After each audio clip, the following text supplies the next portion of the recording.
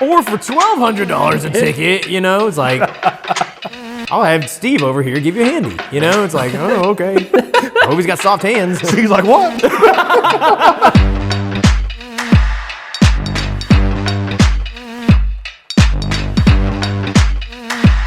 Welcome back to Arsenic Culture. I am Matt. I'm Jason. It's my radio voice. It's not very good. It's perfect. I am Jason. No, that sucks. I'm Jason. We got our good buddy Brandon back with us again. How's it going, man? I'm doing great. And we are again back in the beer cellar. The dungeon. Ethereal Brewing. Is it just Ethereal Brewing? Yeah. Okay, not Ethereal Beer Company. Or No, I know. Yeah, we just picked brewing. Ethereal- It's generic as shit. but- Ethereal Liquid Productions. I think I prefer brewing too. project. Yeah. Which is this is my new favorite place to broadcast. Ethereal whimsical L's. That'd be good. That'd be a good one. Yeah, that'd be solid. Whimsical ales, yeah. A guy playing a flute. It's like fucking Lagunitas when you walk in. Yeah. Oh, well, they shut down in Willy Wonka's, Chicago. yeah. Everybody's speaking of shutting down. Golly. So this episode is basically going to be on how a lot of beers kind of just been shutting down. It'll be depressing, but also hopefully good. I don't know. It is sad and tragic. What is great is that Ethereal is still kicking it and still doing awesome. When is your anniversary? It is Black Friday. It'll be our 10th year. That's Yeah. awesome, man. And you all will have some good releases. Yeah, I think I'm gonna have 10 new beers for 10 years. Okay. But there's gonna be probably like 3 or 4 beers package, and then the rest will all be draft. Is there anything you can tell us of like what to expect, or is it tease still kind of anything? being? I mean, we always do like an experimental Baba variant on Black Friday morning. We do coffee beers. I'll have a triple IPA, hazy IPA that day as well, and then we're bringing back Priory. Priory Shadows. Yeah. Which That's the barley wine, right? it's a stout. It's an imperial stout, okay, but it's like I revamped the recipe, so I enjoy this one a lot. The base a lot better. What's the barley wine? Bellerophon? That's right. Yeah, I I got- can see that I know, right I got over there. about yeah. 10 barrels they need to Yeah. taste. That is my We'll help you favorite. taste That is those. my favorite beer here. I agree. that one. I Oh, like we can both. come back and we can do some barrel tasting sometime. Yes. So, For anybody that doesn't know what Baba Yaga is, tell us what it is. it's an imperial stout, barrel aged. I think we were one of the first ones around here, besides West Six and Snake Cake, to like really go into big barrel aged beers. Yeah, that was Was that? We did it within 3 months of opening So up. that was 10 years ago. We released it, yeah. So it's been about 10 years. Okay. since we It's made still it. my favorite in the state. It's still my favorite barrel aged stout in the state. Aw. For sure. Yeah, Well, you thank got to you. do. You got to do like gold sprinkles or something in it. No, put pickle juice in it. Yeah, pickle juice. Yes! That's it. Pickle Baba. Yeah. Yes! Yeah, and then put a bunch of words in the name that are really hard to say, like pickle, tickle, Baba, Oh, yeah. lickle. That's right. Yeah. Stickle. Goddamn nursery rhyme. Baba Yaga, I didn't realize this, but like, I didn't realize it until I saw your all's labels, which your all's art is badass. Who does that? His name's Brandon Davidson, who did those labels. The latest one, we've switched to another guy to do the can design. Okay. You're doing cans. Yeah, we do cans now. Okay. Since the past year. Not a Baba, just a like. Yeah, just like. I'm sorry, I thought you were saying regular you're doing stuff. Baba and cans. Yeah, Okay. yeah. No, Baba, I don't know. I like to differentiate like barrel aged and possibly Belgian beers are going to go into bottles, something a little bit, sure. more Balkan, right. consumable. yeah. Sure. A little nicer. Super fancy. And then IPAs, sours and stuff Right. go into cans. Okay. The artwork, which is kick ass, and I've bought a couple of shirts over the years too. Glasses. It's got the Baba Yaga, which is like this ancient witch or something like that. But their house is like got fucking legs. Yeah, chicken legs. Like chicken legs. Yeah. What the fuck is up with that? I don't know, man. Russian nurse, or like That's it's a like thing, a Russian though. like folklore. It's crazy. Yeah, like I John saw. Wick. John Wick. Yeah, Baba it is. Yaga. Yeah, the Baba It's Yaga. based off that movie. Yeah. But like I saw Baba Yaga referenced in some other movie, and they had the goddamn house with the chicken legs, and I was like, oh, you guys were right. That's the actual thing. Yeah. But it makes no. It's fucking weird. She just eats kids, man. It's scary. Yeah, I but don't- the house walks away like. Yeah. She gotta hide. I don't know. I have like a whole big book, and it has. She's like, I'm tired of this Really subdivision. cool.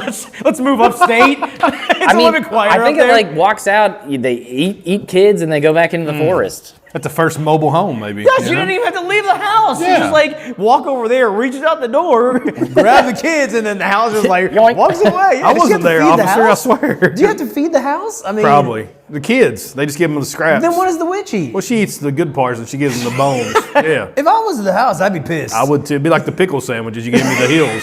Same thing. Give you the heel? Same thing, yeah. Yeah, she literally cuts the heels off the kids I'm and be like, pissed this too, is I'm all just you saying. get. This is all you get. And he's like, I can't talk, but fuck you. So this whole episode is we're going to kind of talk about the industry, because beer was huge for the past, 10? 8? Decade. Longer than 10 years. At least. Yeah. I mean, it was really peaking, like booming when we opened up. We were about 3,000, and now there's about 10,000. So we were like brewery 3,000. Then it just ramped.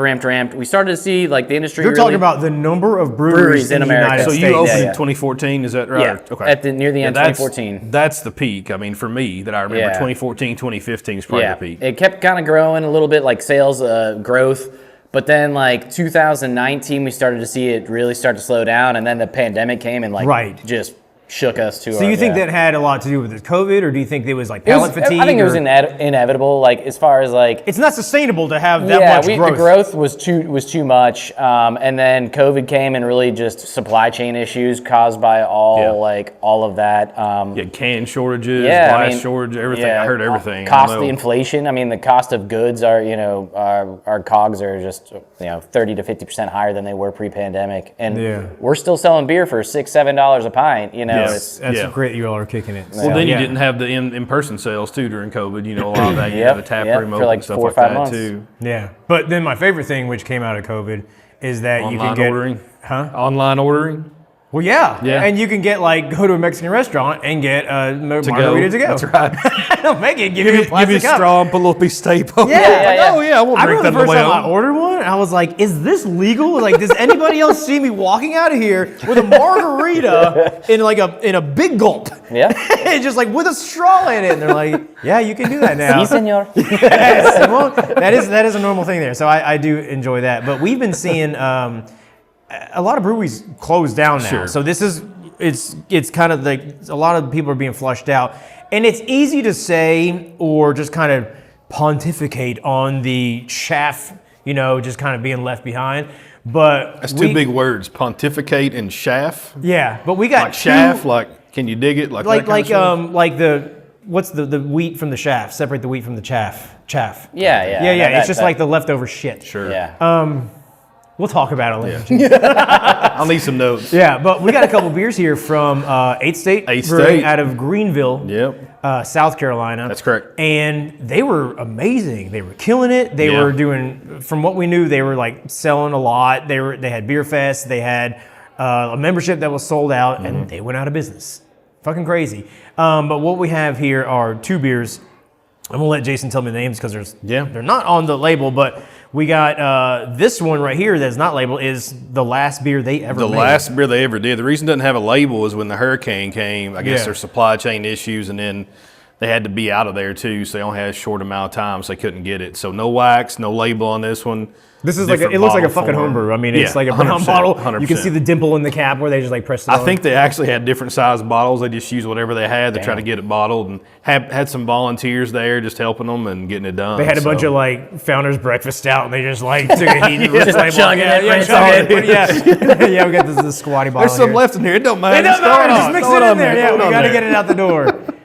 So what are the two beers that we have in front of us? Tell us first. Well, I need to see that one because I can't remember. I got a few over here. So this one here is actually Reverse Time. Okay. This one is a 14.4% ABV barley wine. It's vanilla barrel-aged barley wine with toasted coconut. It is aged 2 years and 6 months in Jones & Company vanilla barrel. So it's not vanilla beans. It's actually aged in the damn vanilla barrel. The soda company? Well, I don't know if it's I looked it up a little bit, so I'm not sure if it's a soda company, but they make essentially like extract. Oh, okay. They do barrel aged like vanilla extract. So this was a barrel that they had that they got a hold of. I mean, I'm imagining this is going to be a shit ton of vanilla, right? Like that's going to be right off the bat. That sounds like you're going to be like just like chugging vanilla extract. It sounds like increased ABV and a ton of vanilla to me, like almost. Okay, that's kind of frightening. So we'll see. We'll see. Maybe this is why they went out of business. No, I mean honestly, looking at their beers, man, Untappd ratings are high. Hop and like secondary, look at beer. Yeah. They were one of the breweries, a few breweries that actually carried a big price tag secondary, like still did. Yeah, so they had some. I was forced value. to get these. I got actually 4 from a guy that had a membership there. It was local. That kind of hooked me up for cost, which was nice. Yeah, actually got a nice little Hicks bottle opener, Altered States. That's their festival, so we'll talk about that in a minute too. Okay. So the second beer here, the last one they've ever done, allegedly, could be something else, I guess, but Queen Bee is what this one's called. So it's a 13% ABV strong ale. It's a blend, so 60% stout that was aged in Buffalo Trace barrels, doesn't say for how long. 25% strong ale aged in Eliza Craig barrels. And then 15% barley wine aged in Laird's apple brandy barrels. Nice. So that sounds pretty good. They also said it has a blend of 3 barrel-aged beers with a touch of Tahitian vanilla. So I guess they add a little bit on the end or something. Okay. Which seems overkill. But. Exactly. They really go all out with adjuncting barley wines, which is... We talked about that just a minute ago. Yeah, I mean that's there's not a lot of people that do that. And no. what are your thoughts on that, Brandon? I mean, I'm not gonna talk crap or anything, but just personally. For me, like barley wines are like one of the I don't know. Sure. They're kind of the ultimate beer. Like, and it's very much like a marriage of malt and barrel for a barrel aged barley wine, and not throwing adjuncts in there. Right. Know? I don't think that I've had a barley wine with adjuncts that I would say is really good. Like I wouldn't rate it higher than any of the best barley wines I've had that are non-adjuncted. Like that just doesn't accent it enough for me. Stouts, I definitely think adjuncts play a big part there for me, but not barley wines. I'm kind of with you. I would agree with that. So like you should. I don't see a lot of people like adjuncting barley wines, but I think that's for a good reason. Like I think you have enough like play room in there to make it fantastic on its own. To me, there's so much depth. Like there's so many layers in a barley wine. It's like you can get to Werther's, you talk about, or you can get creme brulee, or you can get vanilla from just the way it's aged. I mean, it's not the same as like hops, but it's like you can take an IPA and you can adjunct an IPA. Sure. But honestly, it's like the things that you can do with hops and different varietals, like not a lot of people do it. Some people do, but you just don't have to. Yeah. That's kind of the way I feel about barley wines. Like you can make it great on its own and you can make it different. So like, the few that I've had, I've just been like, I wonder what it tastes like without all this shit in it. Make barley wine great again. Oh, yeah. Unadjunct them, Yeah.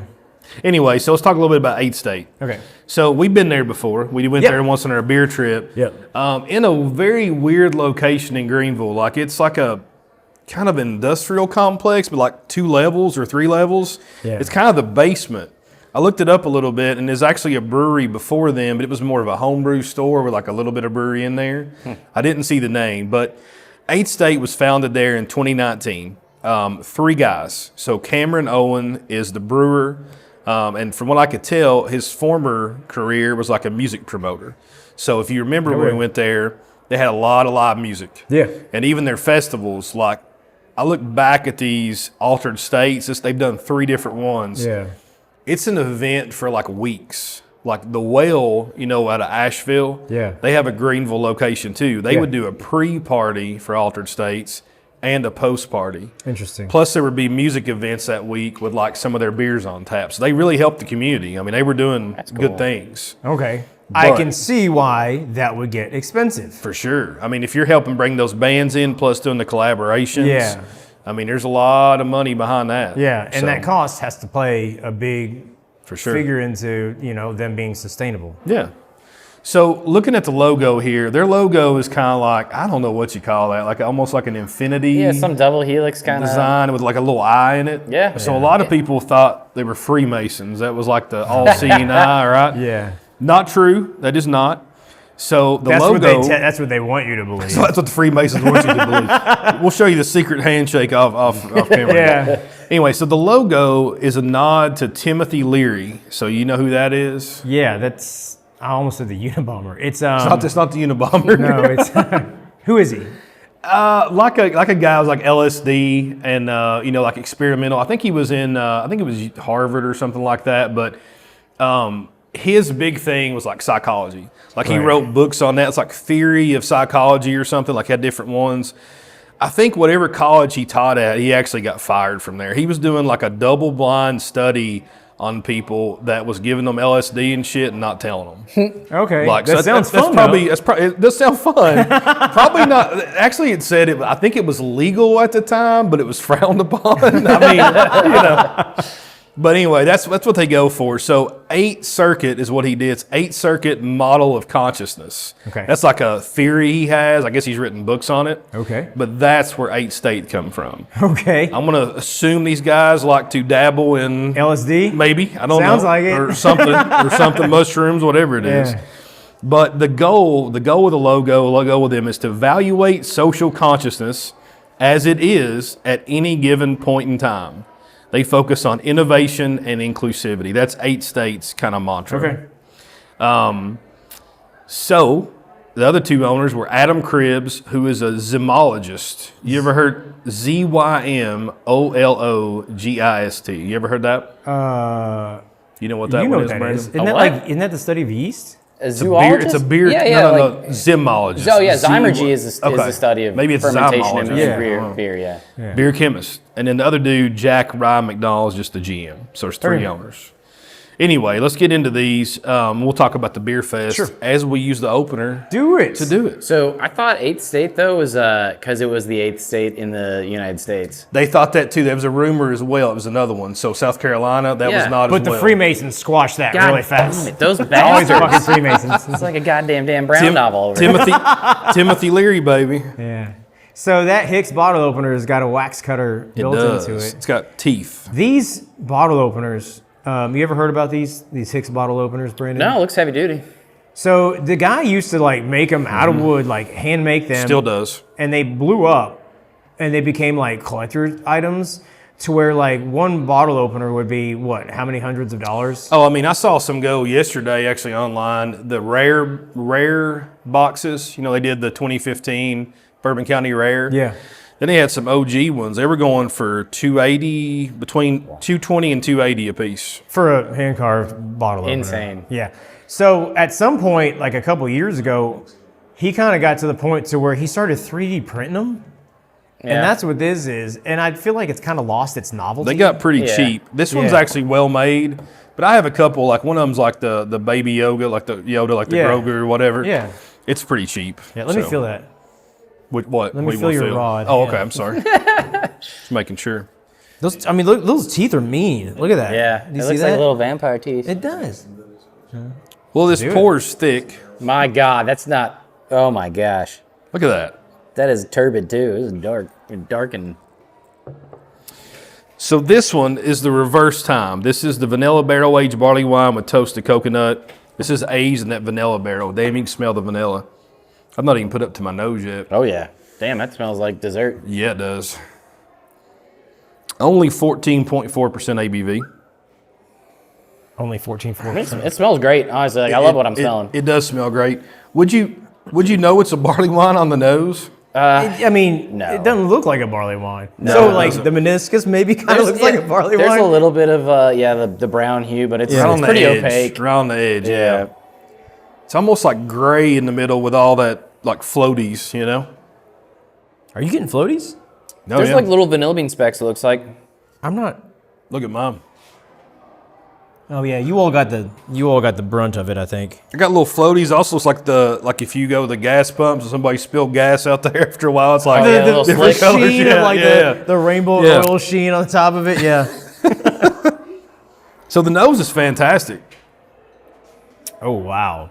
Did you try that? It doesn't taste like beer. While still kind of resembling beer. I mean, I get Sweet. like no carb. It's very sweet. I think it's delicious, but it's not like beer. Yeah, It doesn't taste like beer. I think it tastes good. I mean, it's very decadent. Yeah. I don't really get much barley wine out of it, but I mean, I wasn't really expecting to. I don't even know, I wouldn't even call it, I guess you have to technically call it a barley wine if that's what they use as their base, but this isn't a fucking barley wine. Yeah. I'd hate to see this bottle costs roughly like $45. Yeah. That's for a $3.75. That's cost. That's not secondary. You know what I mean? Secondary Wait. is probably. How much was it? I think $45? I think on this one is either between 40 and 45. For a 375 milliliter Correct. bottle. Correct. That's insane. It is. Cool label. I mean, you look at this though, with all the ingredients they've got in this, plus the label, plus the wax, plus the time. I mean, they're making money, but it ain't. That's a lot of shit. They're not making enough. That's true. They didn't make enough. Is that too soon? I don't know. It is too soon, but it's okay. We like that. Yeah. But I mean, again, who else has a vanilla barrel? I mean, I don't know where you even get that. That's I don't intrigues me, either. honestly. Yeah. And it's not, I thought it was going to be very off-putting, and it's not. I did too. It's I did too. They've done a good job with it. So, this Are we one's sure good. this was like a barrel containing vanilla extract? Doesn't that just sound like horrible? I mean, that's what it is. Jones and Company vanilla barrel. And I looked Jones and Company up just to see Could have been the like vanilla a barrels. barrel they had that contained vanilla beans that they turned into extract? I mean, I guess. Because that sounds more plausible, right? Why would you put vanilla beans in a barrel though? What would that do? Maybe that's where they got it from Uganda or something like that. You know what I mean? And I feel like there's a lot of vanilla in this flavor. There is a lot, but I mean, Yeah. I feel like if this was a barrel that was holding vanilla extract, it'd be like, I don't know. I mean, you have you have the maple bourbon barrels, so it's like they'll sell the maple syrup that has that bourbon tinge to it. Maybe they're just trying to sell vanilla extract that has that kind of bourbon little accent to it. yeah, maybe. It's very good. I mean, It is good. It's, the more I drink it, it's a little bit cloying. Oh yeah, for sure. Yeah. Yeah, I think I got a 3-4 little ounces bit of bigger this is pour than you perfect. all, and that's Yeah. that's too much almost, right there. 3-4 ounces of this is good, and it's great, but it is a lot. So while we're still talking about that one, let's go ahead and open this one too. So again, this is the last one they ever did, Queen Bee. This is the hand bottle one with no real label or anything, no wax. And what are the cliff notes on that one again? What is This it? was real a fast? 13% strong ale. Okay. It is a 60% blend of stout that was aged in Buffalo Trace barrels. This one pours thinner, a little bit that's thinner. thick too. It is thick, but thinner than another one. 60% stout blend aged in Buffalo Trace barrels, 25% strong ale aged in Elijah Craig barrels, and then 15% barley wine aged in Laird's apple brandy. So I'm assuming that's where the I sweetness wish they is would coming have in. used more apple brandy, but Dude, that's I 'cause love apple brandy. I do too. It's I so do hard too. to find Love those it. barrels. Yeah. I'm sure. I mean, I remember the first time we tried Laird's, a 12-year-old. Remember that one? Mm-hmm. Have you ever had that? Mm-hmm. That's a fantastic pour. Oh, yeah. I think they actually have that in town now. Total Wine has them. They dang. have a couple Yeah. bottles. It's like $100 a bottle. They went down some. I think they're actually 80 or 90 now. They were one about 120. I've got it back up, or else I would I've got two backups. I'd buy another one. Well, it's funny because you spend $100 on like a bottle like that, and it's great. Like, I don't want to drink it. It was Yeah. a $100 bottle, you know. Yeah. They make a good one too. Laird's does like they make a bottled in bond, like 100 proof. Yeah, that was really hard to find for a while because there was a lot of I don't think we cocktail got bars. it here. Yeah, We don't. No, but like all the big bars in like New York and stuff would like swear by it. They were the ones taking it all up. Yeah. I found it I think I actually found it in Iowa. So this one, Queen Bee, is also a blend of barley wines and stouts. Mainly, 60% stout, 40% barley wine strong ale. I'm getting some cola notes on the nose. Yeah. Do you get that? A little bit? Yeah, I can see it, definitely. It's strong oak. Strong oak. Yeah. Ooh. Strong oak. So I'm kind of thinking, like, just listening to the idea of this beer and the fact that they're on their way out of business, I think they just found what was around the Yep. brewery and put it Yep. together. Yep. Yeah. Here's what we got I left. don't think you could have like explained it any better. It was I like agree. we're going out. Let's Yeah. just put this shit in a bucket. What's and blend it. what's the best we can make with what we got left, you know? I don't even know. It's like what's the best. It's just like let's just put this shit together. It I also don't even says I don't even think they had time to carbonate it. You know what I'm no, saying? Like, no, I agree with that. I agree. You sure there's not like 6.5% pale ale and like 2%? There's a Goza blend, no pickle beer in there. 2% like slushy. yeah, what's in the bar mat? Use it all. Use it all. Yeah. It says touches of Tahitian vanilla. It makes me wonder if they got a little, stout or whatever barley wine aged in that, like the vanilla barrel just threw it in there too. I hate to be the fucking cynic in Arsenic, but I do not like that. Yeah, it's kind of a, it's good to try. I'm glad I got to try it, but it's not one. Like, I think the word that best describes it is acrid. Yeah, it's tannic. It's definitely sat. There's some of the components have sat in the barrel. Sat in the barrel for It's like, this is sad. a long time. I'm not talking like crap, but like it tastes like some stuff has been. I tell you what it tastes like to me is like so this is 2024. If I tried a 2010 Bourbon County stout right now, Right. like it's like that. Yeah. Like it's past its prime. It's no carb. It's oxidized a little. It's tannic. It's a shell of its former self. But I think this is actually what they had left. So it's a tough one. That's a tough one. Yeah, that is. Anyway, that is sad. definitely like this one better. Yeah. I don't know if they charge much for these. Like, I think they charge like $30. But a lot of the people that a bottle. God. It's not like you can return it, I know. I know, yeah. They're like, what are you going to do, you can return it back in a month. You got to wait a month and then you can return it. He's I'll give you a P.O. box. You write me, okay? I know the guy that I got these from, too. Like, he had a few bottles they gave him just for helping bottle. So, help with that. But, talking about their fest, so that's a big one. It might have been maybe the most hyped festival in the U.S. Beer Fest for a couple years. Maybe they've done 3 different versions. It's called actually Altered States. So Altered States Libations and Arts Festival. This was volume 3. Okay. We talked about trying to go one year. It never happened. We did. Actually, tickets went very quick too. So this one, pretty costly. So general admission, not too bad. General admission was $115. Okay. Unlimited pours, I'm guessing. I couldn't find information. All their pages were, gone. How many taps did they have? So I did see the brewery list. There was probably 40 breweries. It's pretty good. Yeah, I guess. Yeah, I guess that's pretty good. VIP, they had 220. That was that one. I'm not sure what that came with. I couldn't find the details. Early entry or some shit? Early entry, maybe like 1 bottle. An extra glass. Then they had Super VIP, which was 400. I bet that's like a set of bottles, a special glass, early entry, and maybe you had like a band that, you could watch them or something. I would like to hear if you had more in-depth information on what that includes, but you can't find it because all their pages are gone. That's I feel like that's entering into like Bernie Madoff territory. And it's like, or for $1,200 a ticket, it's like, I'll have Steve over here give you a handy. It's like, oh, okay. I hope he's got soft hands. Steve's like, what? But, talking to some people that were around there, they weren't brewers, but they were members and lived there. They were saying that they lost money at least the last 2 years in this festival. Like, that's crazy. Bringing in the acts, bringing in all the breweries. I'm sure they put them up in hotels.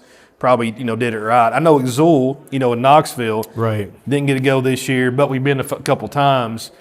They bring in all the brewers and pay for that. They have like very generous, super generous. They have like, the night before they do a big party for them and stuff. Have a separate area for them. I mean, that's huge cost. Yeah. So I'd say in a festival like that, you're probably lucky to break even or make $1,000, overall. I think a lot of these beer fests in general, and actually we should get your take on it because you all have done some in the past and still do, kind of, don't you? Nah, not anymore. So that's an interesting point to consider because it's like we had a local one. What was it? Festivals? Lexington we used to do festivals, yeah. And we had another one too, the Alltech one. Alltech did it for like 2 years. Yeah. Kentucky Kicks Ass did one for 1 or 2 years. Me and you went, Drew. Yeah. It was all right. The Alltech one was hilarious. I remember this was back when, was it Black Note?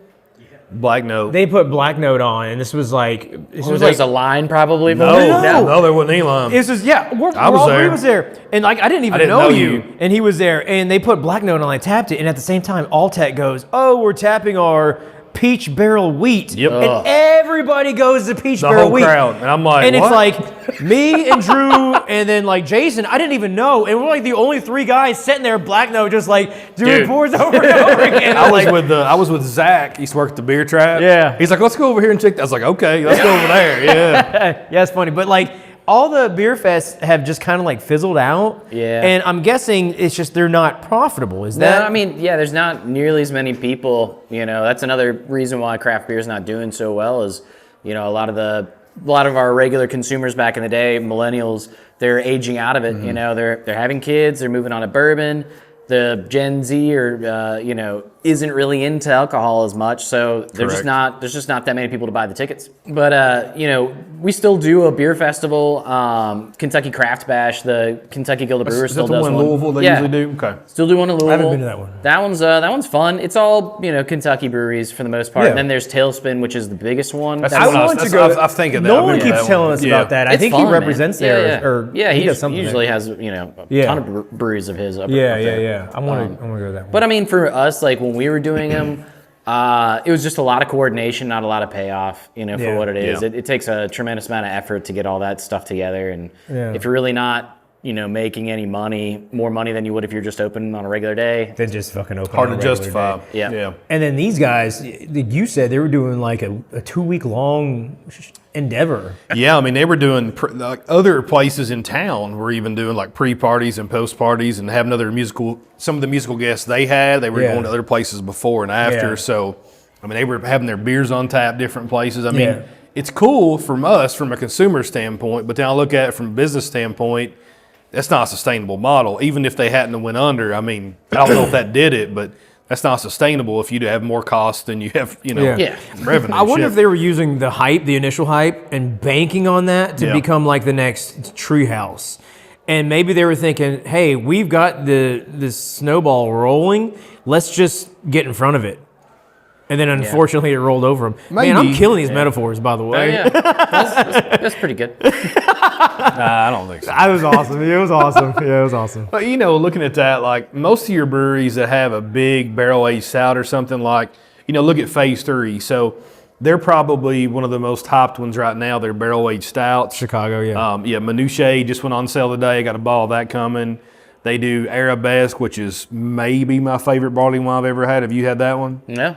We got a vertical. We need to do that on a show and have Brandon on. We'll bring it down here. Fun vertical. We got a strawberry one they did too. I've not had it yet. That sounds disgusting. Yeah. It does, but I'd like to try it. Interesting. Strawberry's hard, man. I agree and add it to barley wine, but those are the beers that get like the beer nerds excited, right? But they also do really good IPAs. Their IPAs are fantastic. They do really good pilsners. Like Pilsners are fantastic. When we've talked to Sean, the brewer there, we talked to him at Fobab, and then we've talked to him a few times other places. But his passion, you can tell, is like, I want to dial this Pilsner in. He does 2 or 3 different versions of it. Like, man, I want this to be great. So even though he's killing the other ones, you have to have staples. Do you know him?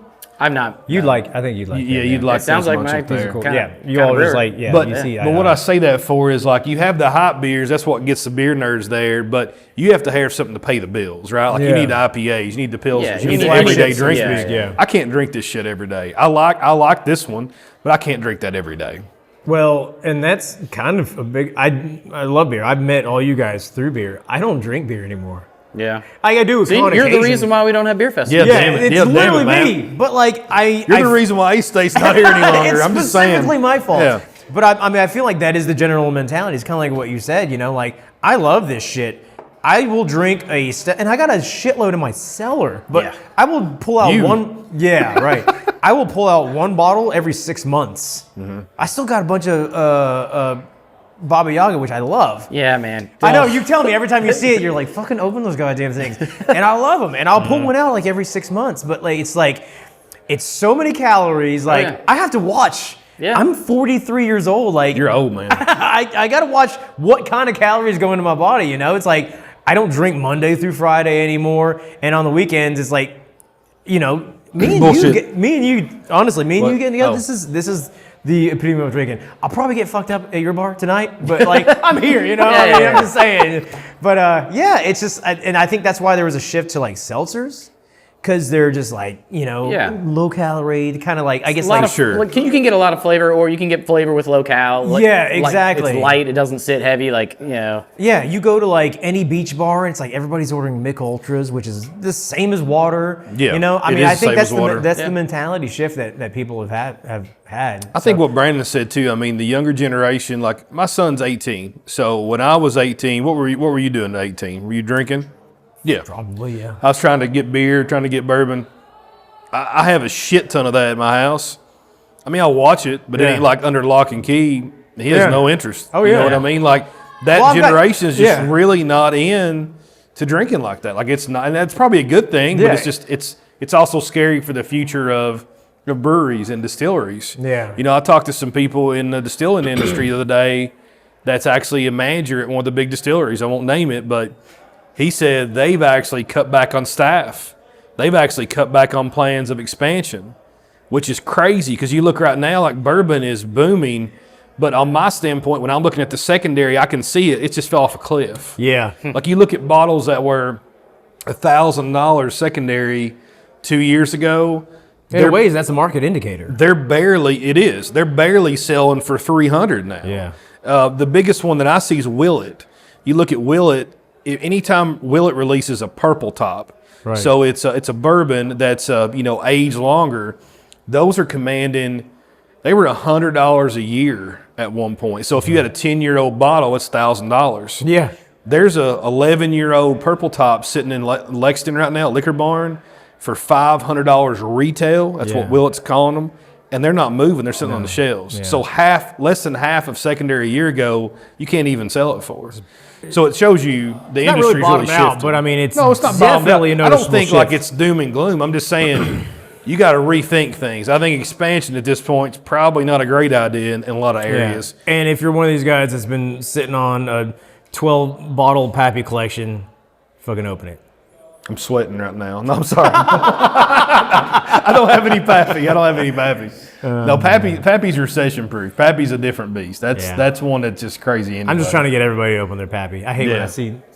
Don't open your Pappy. Open and fucking open all. Open the 15 or 20 and the rye. I love those. Yeah, but cuvee and put it all in the same glass and just like drink it together. Don't open that 23. Don't open that 23. 16-ounce pint glass and just chug it. Don't open 25 either. If you don't like licking on a damn barrel, don't open those. Yeah. But anyway, so sorry, we're off topic. Well, I think it's pretty good. We've gone. Yeah, I appreciate your insight on this, Brandon. Thank you for being on the show with us. Inviting me. Thanks for letting us record here every single time from now on. I'll clean it up next perpetuity. time. He'll move one barrel a little bit. Thanks for watching. What's the outro? We're Arsenic Culture. If you want more Arsenic Culture, we are at Arsenic Culture on all the socials. Probably, I don't know. Maybe we're not on Twitter anymore. Screw Twitter. I give up on Twitter. Everything else we're on there, except TikTok. We got banned for a day or something. We're back though. We're back. Okay. We just got a video taken down. Regardless, we'll see you on the next one.